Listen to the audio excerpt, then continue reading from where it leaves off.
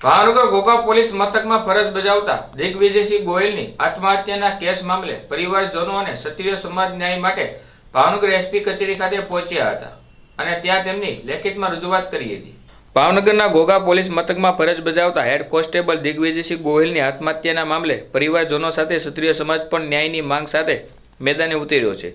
આજે ક્ષત્રિય સમાજના આગેવાનો અને પરિવારજનોએ ભાવનગરના પોલીસ અધિક્ષકને લેખિત રજૂઆત કરીને ઘોઘા પોલીસ મથકના પીએસઆઈ બીકે ગોસ્વામી વિરુદ્ધ તપાસ કરી કડક કાર્યવાહી કરવાની માંગ કરી છે।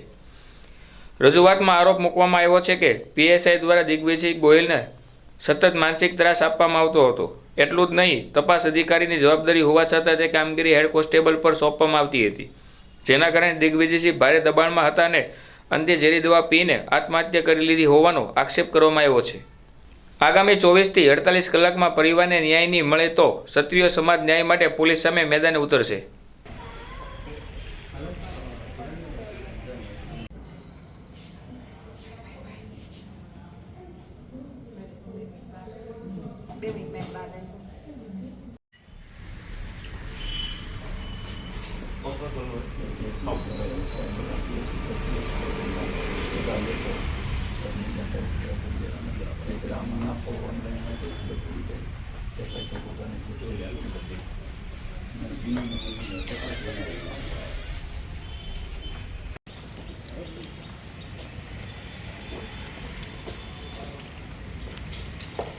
જનબા, આજે તમે એસપી સાહેબને મળવા માટે આવ્યા છો। તમારા ભાઈનું નિધન થયું છે, કેવી પ્રકારની રજૂઆત કરાઈ?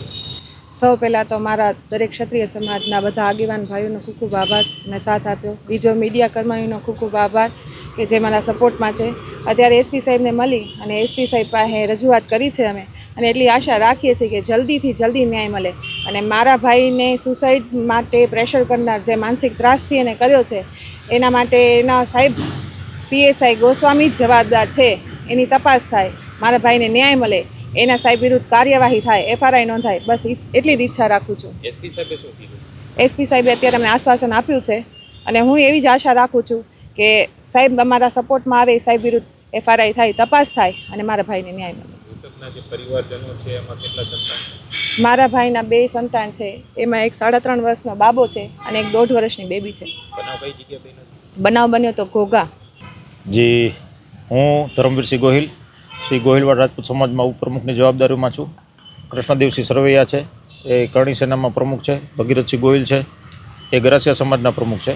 અમે દરેક સંસ્થાઓ વતી, સમાજના આગેવાન વતી આજે ભાઈ સ્વર્ગસ્થ દિગુભાઈના કેસમાં જે કોઈ મુદ્દો છે અને જે અન્યાય થયો છે અને જેને કારણે દિગુભાઈ આ ખૂબ જ આઘાતજનક પગલું ભર્યું છે, એની માટે એસપી સાહેબને રજૂઆત કરવા અને આ વિશે યોગ્ય તપાસ થાય અને યોગ્ય ફરિયાદ થાય એ માટે અમે રજૂઆત કરવા આવ્યા હતા।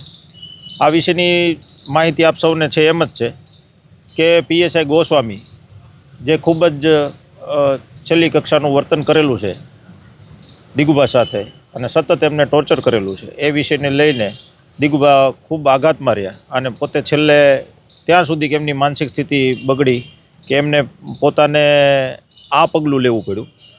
આવી પરિસ્થિતિમાં આટલા બાળકો નાના હોય, આવો પરિવાર હોય, ત્યારે કોઈ વ્યક્તિ આવું કરે એવું શક્ય હોતું નથી।